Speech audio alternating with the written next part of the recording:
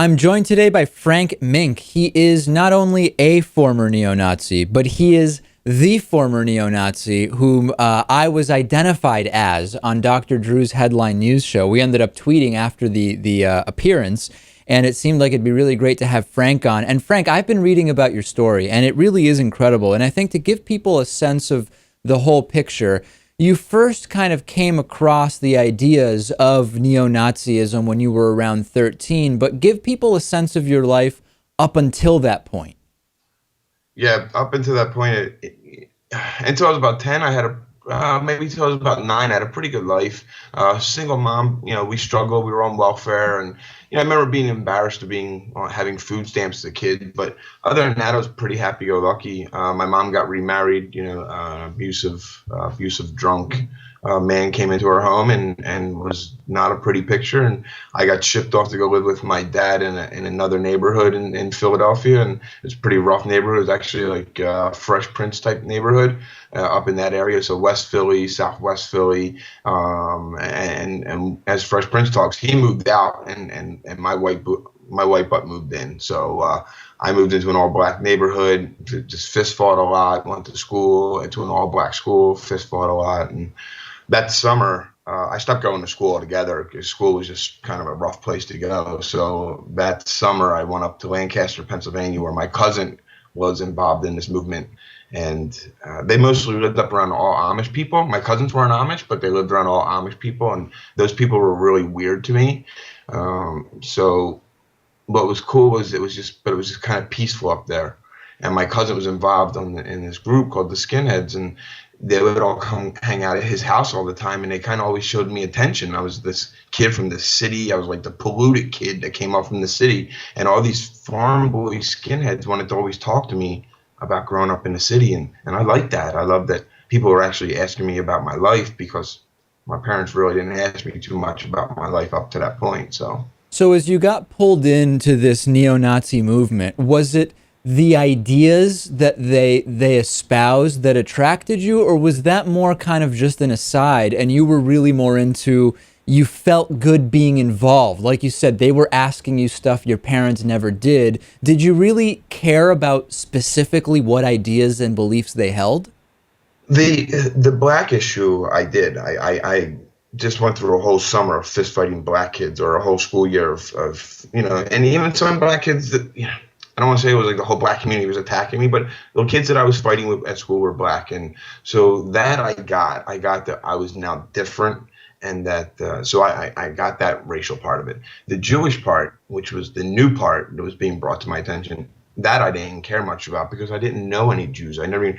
I always talk about how there was people in my life, like the adults in my life, who would always say stuff like, and these were people that were good people, to always say in a money deal, hey, don't Jew me. And I never got that joke as a kid. I always thought it was a stupid joke. What's that mean?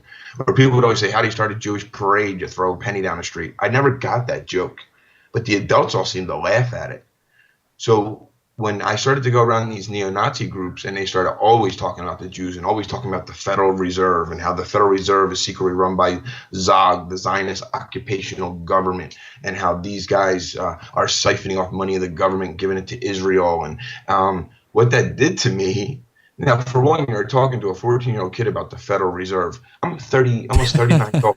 I still don't know what the Federal Reserve does. It's just always bad news, right? But when these guys would talk to me about this stuff, it unlocked what the adults have been saying in my life my whole time. And now I want to debate with the adults. The adults have left me to fend for myself now. And these guys are telling me these are like the secrets of the world. So then I started really buying into it. By the time I was 14, people always say, how did you get out if you 100% believed in it? I 100% believed in this movement.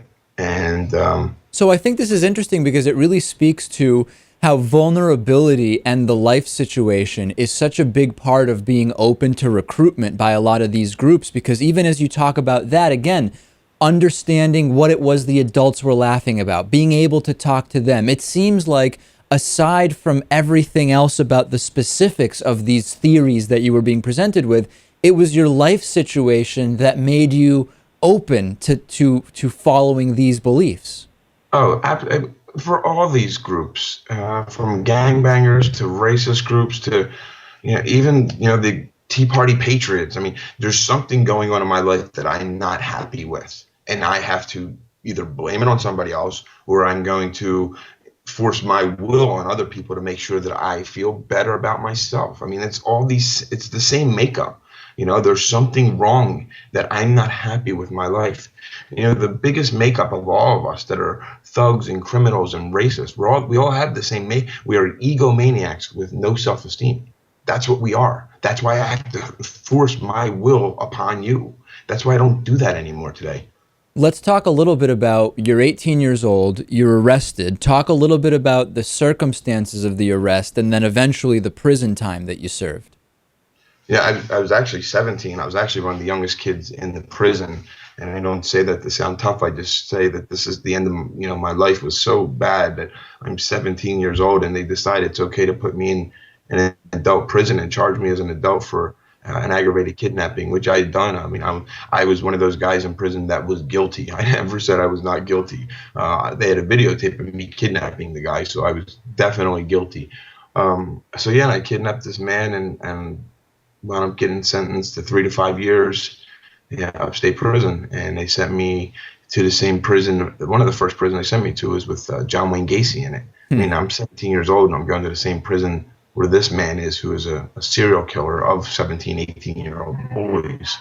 And I wasn't scared of him. He was on death row, and I was only there for a very short time anyway until I got transferred. But there was that moment in my life where this is one of those moments where I thought, like, the world really thinks I'm evil.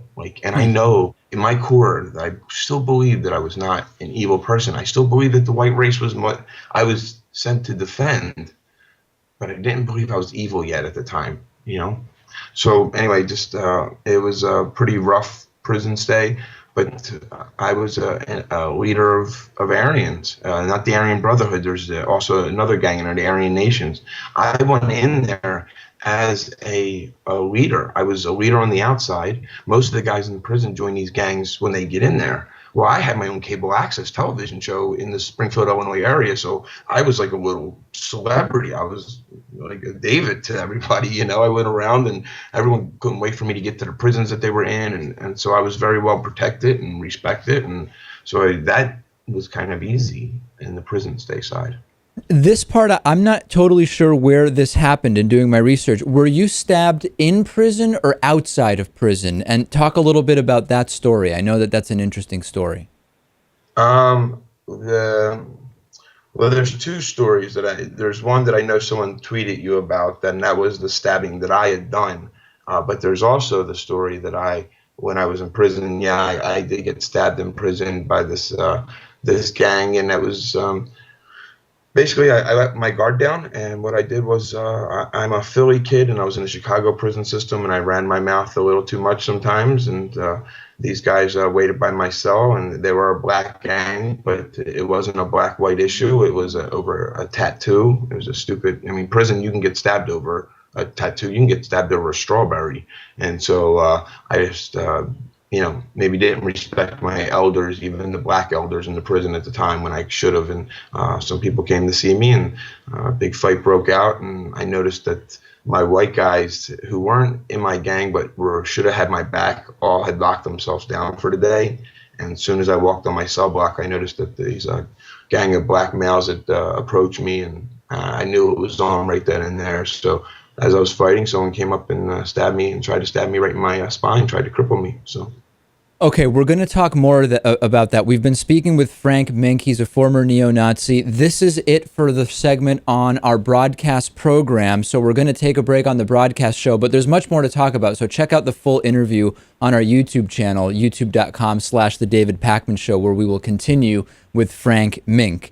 So Frank, I want to now follow up. You're in prison. There's been this stabbing.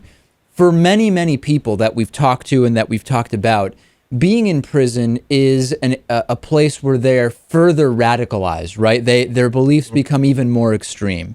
You actually ended up starting to go the opposite direction while you were in prison. So talk about that dynamic. What thoughts did you start to have about race relations and the ideas you had? Well, it started out, again, I'm a 17-year-old kid who is an athlete. I was always a natural born athlete. Plus, when I was just a kid, I practiced a lot in sports and was just very good at sports. Well, when I got up to the prison system, some days the Aryans would have the football yard, so we play football. And I noticed that when I go play football with a bunch of bikers from Southern Illinois, not knocking bikers from Southern Illinois, because those guys can fix your transmission at 2 years old, but they don't know how to cradle a football like I did. Maybe when we play basketball, and Chris Rock says it's the best, when you play basketball, when I would play basketball with these bikers and Aryans, you let double dribbling go. You let traveling go. It's just it's not the game. So when I would play, I'm super competitive, and it wasn't fun. So I knew some of these black kids coming up through the system because we were in the county jail together. So when I seen, and plus I worked in the chow hall with my boy G and this kid Joe. We all worked in the chow hall together, and we knew each other. So one day they were going to go play football, and I just said, Joe, let me play with you guys. It was a neutral day in the yard. There was no gang affiliation that day. It was a neutral day, and they were a squad of misfits going to go play football. And I said, let me play. And at first, they didn't want to let me play. I mean, I was this neo-Nazi, shaved, bald, swastika on my neck guy, and they were like, no. And then finally, this older black dude said, you could play. You want to do kickoff returns for us? Knowing that no one's going to block for me. There's going to be a lot of missed assignments on that play. I bet. So I knew that. And so when the ball came to me, I just jetted up the field and was looking for that open hole, because with no one blocking, it works to my advantage in a way, because now everyone's running at me in a straight line. So I just got to get around one line of defense. So I made that cut, and I was gone, and you ain't catching me. You ain't catching this little white boy. And when I'm scared, nobody's catching me. And so I ran that ball all the way back. And after that, them guys knew that I knew how to play this game. If you play sports and you watch a guy for 2 minutes, he knows how to play. So they asked me to play, and I played wide receiver. And then I played basketball with a lot of them, and I'm a really good point guard. I'm really good at setting you up, and really good at alley-oop passes. And again, grew up my whole life playing these games in Philly as a kid. So them guys have started to respect me a little bit more. And the thing that you get with guys who are young like me in prison is you can't talk to your older inmates about girls, right? They just don't allow that. So when you talk to the younger inmates who are my age, we talk about girls, we talk about normal things that are 17. These guys are all like 17, 18-year-old kids like me. Right. So we all related on that end. But that still was not changing. And I don't want people to, this is not American History X. My story is years before the movie ever came out. My story is 1993. So what was happening was, when I got out of prison, I thought I was still going to go back to this Aryan Christian soldier that I was meant to be. And when I was getting released, there were some feelings like, man, I'm pretty close with these guys, but I got to get back to who I am and the roots of what I'm doing, and get back to the neo-Nazi world. And once I got out, things just still were not gelling. And it took about a year. And one of the major things that changed me was the O.J. Simpson trial. And that's a funny thing, because, that didn't do much good, but I started learning about DNA, and I started reading about it because I was so into that trial. Like, this dude did it. Not that I was a black dude. I was just into the trial like all of America was. So I was reading about DNA. And DNA started to destroy my Christian identity, racist beliefs. Because DNA, I was told in the Christian identity movement, when I used to go to these military camps in Pennsylvania to go study the Bible with guns about how the white race is the chosen race of the Bible, DNA is saying we're all exactly the same. And yeah, we might have different diseases that we get, but the different diseases is because of our digestive systems, because of what our original ancestors eat. And so that was, and I had to start knowing that these scientists were not putting out these DNA beliefs to prove Frank Meeink wrong. They were putting them out there because they're going to be used in evidence in a trial of law. This is incredible because, when you talk about this stuff, Frank, there's so many people, and I don't know what the X factor is, right? Because there are so many people who, when presented with evidence, this has been widely studied, they're presented with evidence that goes against their pre-existing beliefs, and they either discount that evidence, they're completely unable to assimilate that evidence, and in many cases, we've seen psychological studies where their original beliefs are even further reinforced. And I don't know, I ask you, what do you think the difference was? Because just as easily as you were swayed by these things that you educated yourself about, those same pieces of data might have pushed you further into your existing beliefs. What was the difference? And that's a really good point, because what I would have done in that situation is I would have said the secret Zionist occupational government is putting out this information. See, it's Exactly. all, everything is conspiracy, everything. So at that point in my life, I also have to tell you that things were not adding up in my life to the person I wanted to be. I started noticing that people that I loved growing up, because when I left prison, I went back to Philadelphia. And when I went back to Philly, I noticed like my family that I loved and cherished very much, even though I wasn't around them much, they still weren't inviting me to Christmas dinners. They still weren't inviting me to barbecues, and they have every right to. All I did was talk about my racist beliefs and the thuggism that goes along with that. The fighting of this and like my family it's a downer, right? It's a real downer. So my family started, and I remember I would hear about my family having dinners, and I wasn't invited, and I would think, like, do people just hate me? And then I started noticing it was the way that I was, and I had to notice that.